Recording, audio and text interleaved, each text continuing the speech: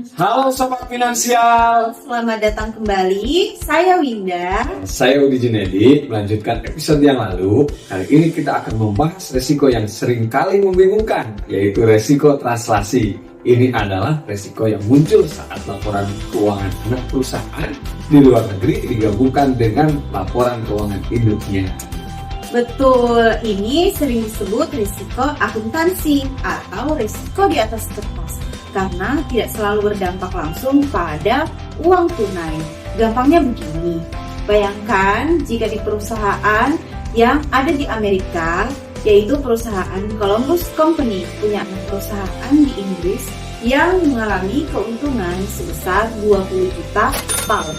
Nah, saat membuat laporan keuangan gabungan, laba sebesar 20 juta pounds itu harus diterjemahkan ke dolar Amerika. Kalau kursnya 1,6 dolar, laba yang dilaporkan jadi 32 juta dolar.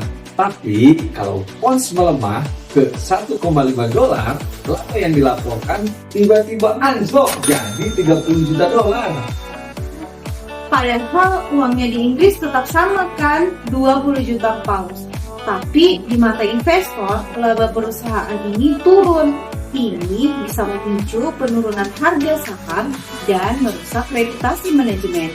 Inilah inti dari risiko translasi. Jadi, bagaimana perusahaan bisa melindungi laba di atas kertas ini? Salah satu cara yang paling umum adalah dengan melakukan lindung nilai atau hedging menggunakan kontrak forward. Oke, bagaimana cara kerjanya di Columbus Company bisa membuat kontrak untuk menjual 20 juta pounds 1 tahun ke depan dengan kurs yang sudah dikunci hari ini.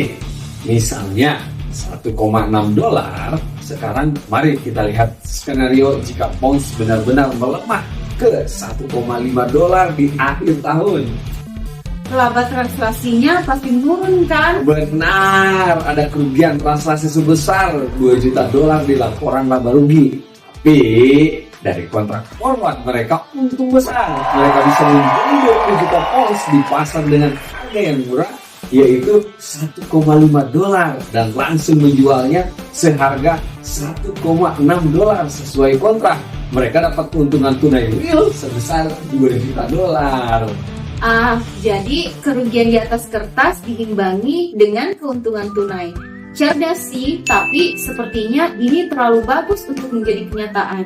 Pasti ada batasnya kan? Tepat sekali, Win. Dan ini bagian yang paling kritis. Risiko transaksi membutuhkan batasan serius. Yang pertama, perkiraan laba bisa saja tidak akurat. Kedua, ada distorsi akuntansi karena keuntungan dari hedge kena pajak, sementara kerugian transaksi tidak.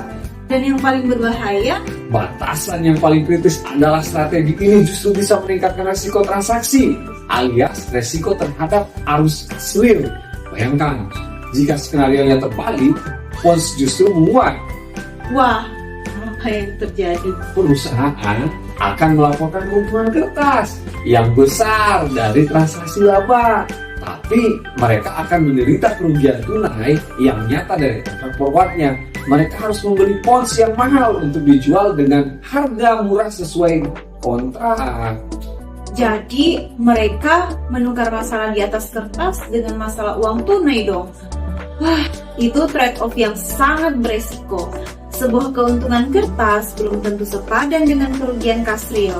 Persis, inilah dilema besar dengan mengelola risiko translasinya.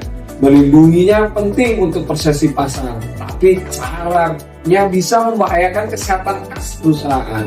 Setiap keputusan pasti ada risikonya, jadi pakai strategi terbaik. Kesimpulannya, Sobat Finansial, penting untuk bisa membedakan dua risiko ini. Yang pertama, risiko ekonomi adalah tentang kesehatan arus kas jangka panjang dan dikelola dengan restrukturisasi. Sementara risiko translasi adalah tentang stabilitas laporan keuangan dan dikelola dengan hedging yang punya risiko tersendiri. Semoga pembahasan kali ini memberikan pencerahan. Terima kasih telah bergabung bersama kami. Sampai jumpa di episode berikutnya. Bye-bye. Direkam gitu. welcome sih. Ya, sama.